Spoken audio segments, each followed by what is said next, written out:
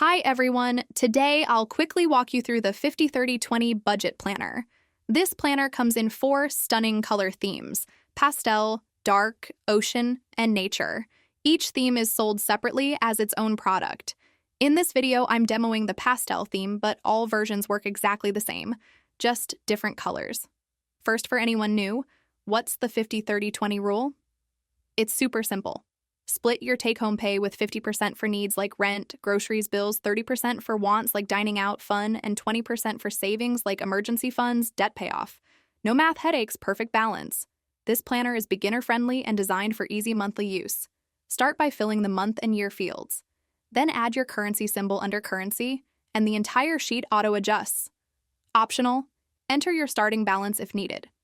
That's your quick setup. Next, list all your monthly incomes in the income table. Watch magic happen. Budget sections autofill with 50% to needs, 30% to wants, 20% to savings. See your category budgets clearly at a glance. Now fill the needs, wants, and savings tables with your actual spending.